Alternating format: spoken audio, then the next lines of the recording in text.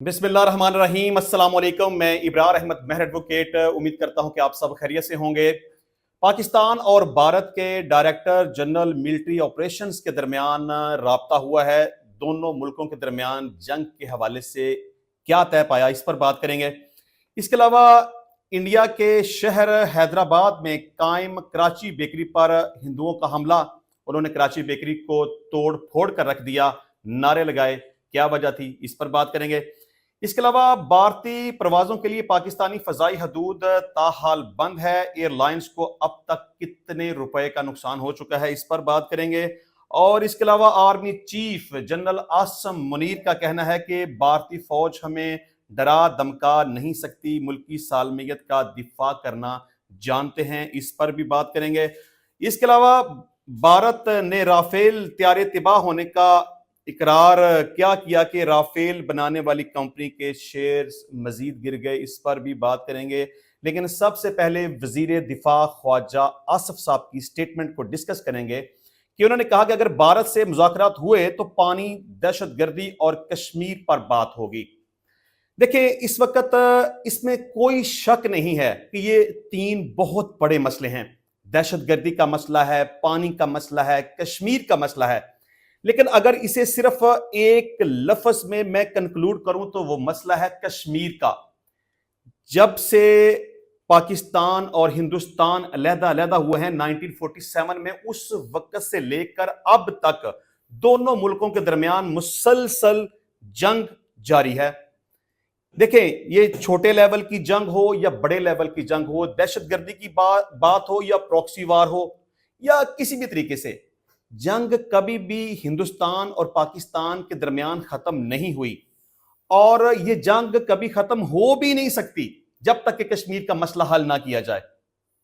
क्योंकि कश्मीर 1947 में जब पार्टीशन हुई है तो उस वक्त राजा हरी सिंह इसका महाराजा था कश्मीर का, और वहां पे जितने भी लोग आबाद हैं वो सारे के सारे मुस्लिम हैं और उनकी ख्वाहिश है कि वो पाकिस्तान के साथ अलहाक करें। लेकिन कॉन्स्पिरेसी करके जब पार्टीशन हुई है तो आधा हिस्सा पाकिस्तान को दे दिया गया, आधा हिस्सा हिंदुस्तान को दे दिया गया।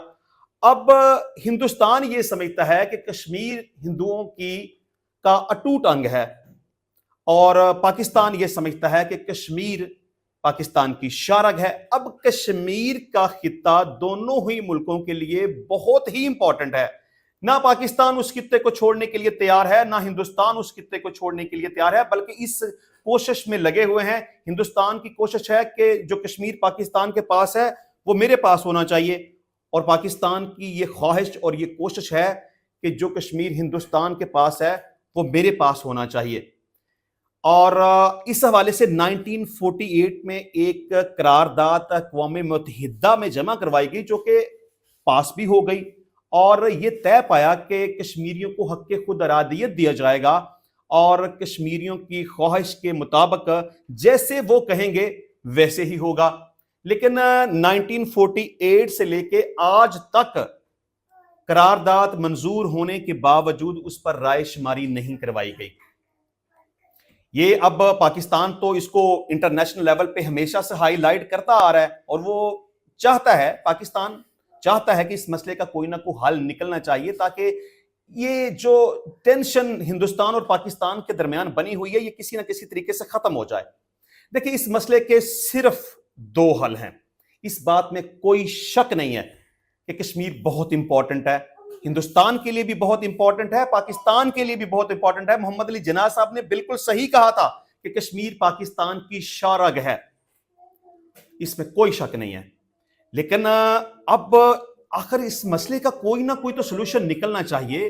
अब चलें, एक अच्छी बात है कि डोनाल्ड ट्रंप दरमियान में आ गया, उसने कहा कि मैं सालसी का किरदार अदा करना चाहता हूं, उसने कहा कि हिंदुस्तान और पाकिस्तान के दरमियान जो कश्मीर का मसला है उसको मैं हल करना चाहता हूं। अल्लाह करे कि ऐसा ही हो। अमेरिका से वैसे मुझे कभी अच्छे की तवक्को नहीं रही क्योंकि अमेरिका का किरदार कभी भी पॉजिटिव नहीं रहा, उसने जब भी फेवर की है उसने हिंदुस्तान की फेवर की है।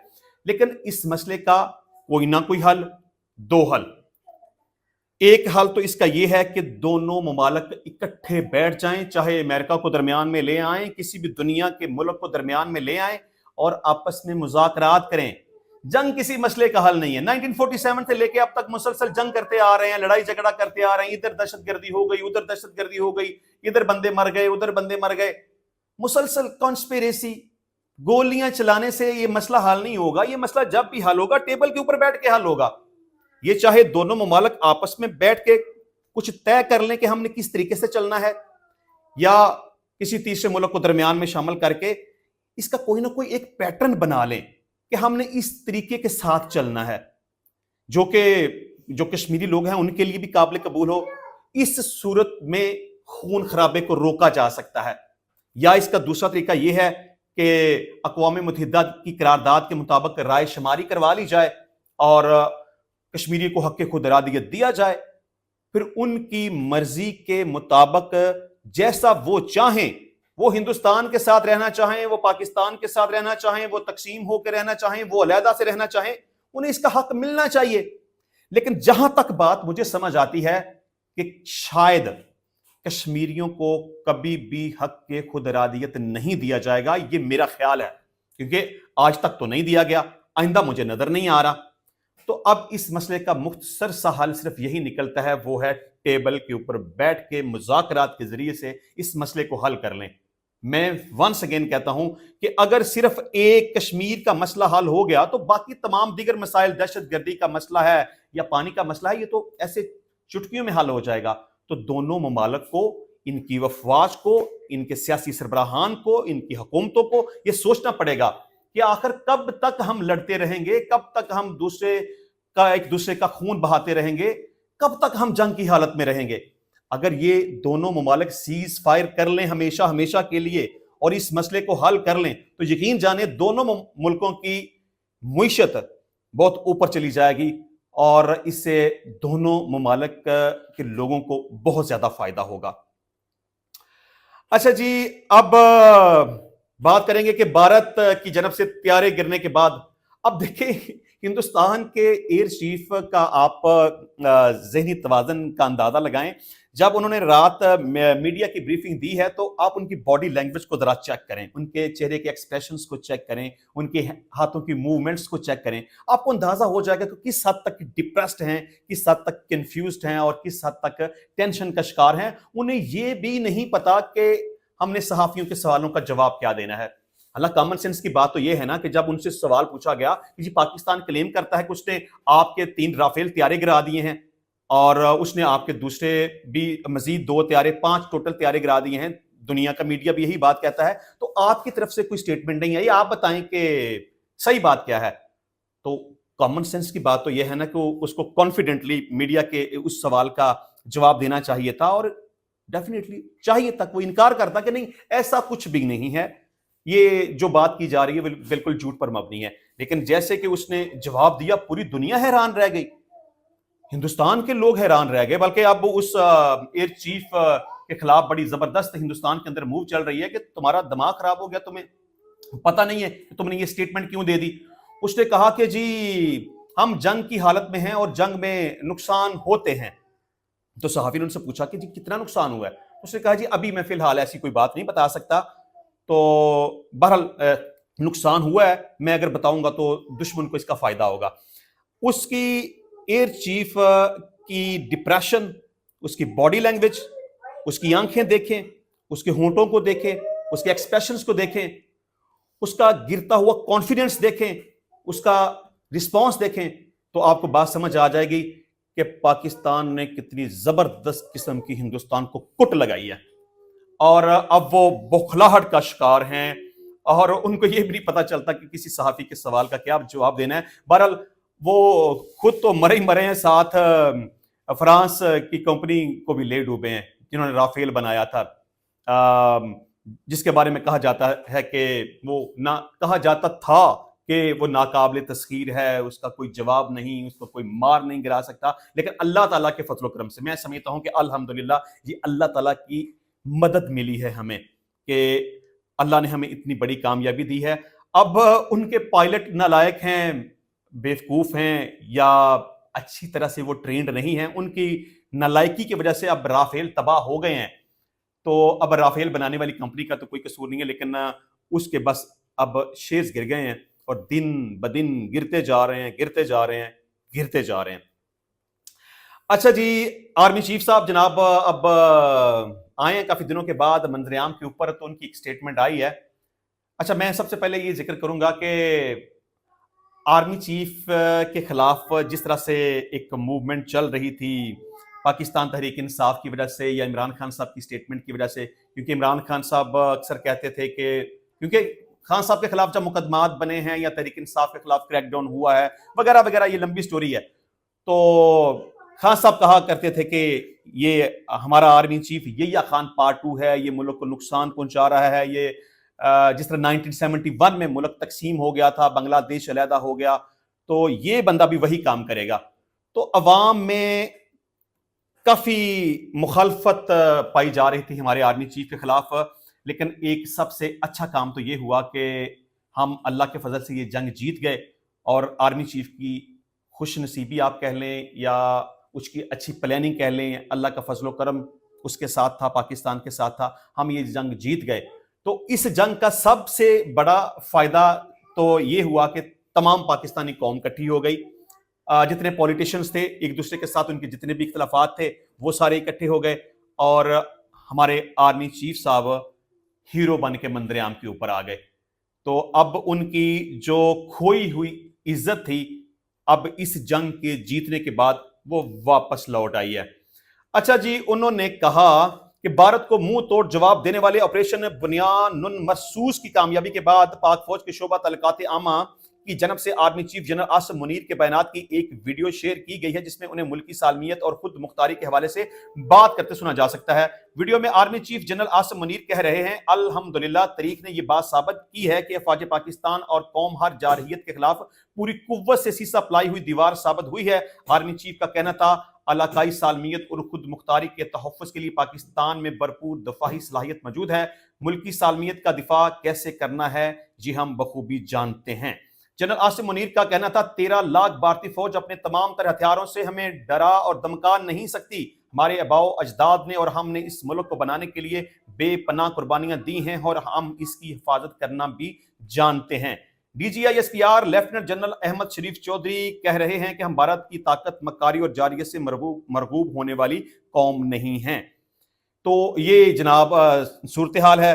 اب ہمارے آرمی چیف پاکستان میں تو ہیرو بن گئے ہیں، بلکہ پوری دنیا میں ہیرو بن گئے ہیں، اور سب سے زیادہ اگر آرمی چیف کے اوپر کسی کو غصہ ہو سکتا ہے تو وہ ہندوؤں کو ہو سکتا ہے، ہندوستان کے سیاستدانوں کو ہو سکتا ہے، ہندوستان کی حکومت کو ہو سکتا ہے، ہندو فوجیوں کو ہو سکتا ہے، کیونکہ انہیں جس حد تک لتر پلیٹ ہوئی ہے ان کی مخالفت کرنا ہی بنتا ہے.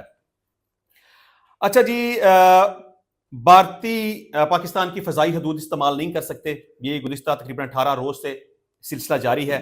مطلب کہ نہ ہم ہندوستان کی فضائی حدود استعمال کر سکتے ہیں، نہ وہ ہماری فضائی حدود استعمال کر سکتے ہیں.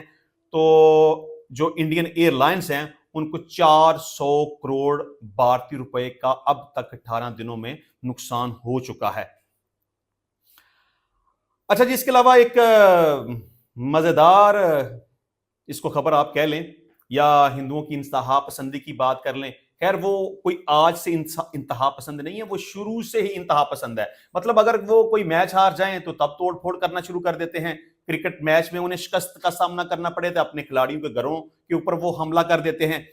تو اب چونکہ وہ جنگ ہار گئے ہیں، آپے سے باہر ہیں، دماغ ان کا ٹھکانے نہیں رہا، مار اتنی پڑی ہے کہ وہ اپنا ذہنی توازن کھوتے جا رہے ہیں. اور سب سے زیادہ اس وقت جو موومنٹ چل رہی ہے نا وہ نریندر مودی کے خلاف چل رہی ہے. چلیں یہ ویسے ایک اچھی بات ہے، وہ جتنا غلط بندہ ہے نا وہ فوج کو جس طرح سے اپنی سیاسی مقاصد کے لیے استعمال کرتا ہے. 2019 میں جائیں تو اس نے پلوامہ کا واقعہ کریٹ کر دیا، مار کھا لی.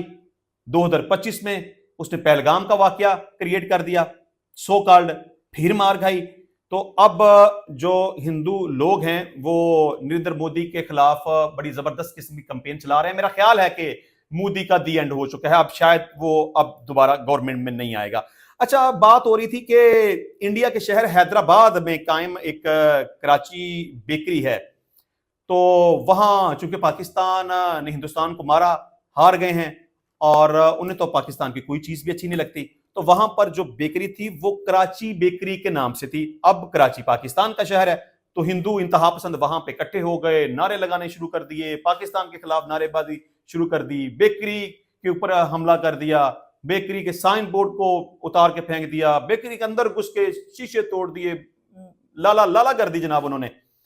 تو اب اس بیکری والے کا کیا قصور ہے؟ وہ بیچارہ کہتا ہے کہ جناب یہ کراچی بیکری ایک برانڈ ہے, یہ ہندوستان کا برانڈ ہے, اس کا پاکستان کے ساتھ کوئی لینا دینا نہیں ہے, یہ بیکری 1953 سے قائم ہے اور یہ میرے دادا کے ٹائم سے ہم یہ بیکری چلا رہے ہیں. بس بات یہ ہے کہ 1947 میں جب سپریشن ہوئی تھی تو میرے دادا پاکستان سے ہجرت کر کے ہندوستان میں آئے تھے, تو کراچی سے لگاؤ کی وجہ سے انہوں نے اس بیکری کا نام کراچی بیکری رکھ لیا ہے. تو اس میں ہمارا کیا قصور ہے؟ کیوں یہ ہمارے ساتھ اتنی زیادتی کی گئی ہے؟ تو بہرحال وہاں پہ انہوں نے کافی توڑ پھوڑ کی اور نقصان پہنچایا ہے. اچھا جی, اس کے علاوہ بھارت کے خلاف آپریشن بنیان المرصوص کی کامیابی پر قرارداد قومی اسمبلی میں پیش کی گئی, جو کہ متفقہ طور پہ منظور کی گئی اور پاکستان زندہ باد کے نعرے بھی لگائے گئے. اچھا جی, ایک بڑی امپورٹنٹ ڈیولپمنٹ یہ تھی کہ پاکستان اور بھارت کے ڈائریکٹر جنرل ملٹری آپریشنز کے درمیان رابطہ ہوا ہے اور جنگ بندی برقرار رکھنے پر اتفاق ہوا ہے, کیونکہ جب 10 مئی کو پاکستان نے بنیان المرصوص آپریشن ہندوستان کے خلاف لانچ کیا تھا تو 2-3 گھنٹے کی چتر پلیٹ کے بعد ان کا پھر دماغ ٹھکانے آ گیا, ان کو سمجھ آ گئی کہ پاکستان سے لڑنا ہمارے بس کی بات نہیں ہے. تو باگے ڈونلڈ ٹرمپ کے پاس, اس کے پاؤں پڑ گئے, منت سماجت کر کے جنگ بندی کروا دی. تو یہ طے پایا کہ دوبارہ بات 12 مئی کو ہوگی. تو آج ان کے درمیان بات ہوئی ہے. تو بات یہی ہوئی ہے کہ اس حوالے سے یہ خبر ہے کہ پاکستان اور بھارت کے ڈائریکٹر جنرل ملٹری آپریشنز کے درمیان بات ہاٹ لائن پر ہوئی ہے, یعنی ہاٹ لائن پر رابطہ ہوا ہے, جس میں جنگ بندی برقرار رکھنے پر اتفاق کیا گیا ہے. مزید اب دیکھتے ہیں کہ آئندہ کیا صورتحال ہوتی ہے, لیکن میرا خیال ہے کہ یہ جو اب جنگ بندی ہو چکی ہے یہ اب جنگ بندی ہی رہے گی, اور میں توقع کرتا ہوں کہ شاید اب دوبارہ سے, یعنی کہ کچھ عرصے کے بعد یا کچھ مہینوں کے بعد یا کچھ سالوں کے بعد کی کیا صورتحال ہوتی ہے وہ الگ بات ہے, لیکن موجودہ جو صورتحال چل رہی ہے میرا خیال ہے کہ جنگ بندی برقرار رہے گی. انشاءاللہ ملتے ہیں نیکسٹ ٹائم نئی ویڈیو میں نئے ٹاپک کے ساتھ. تب تک کے لیے اجازت دیجیے. اللہ حافظ.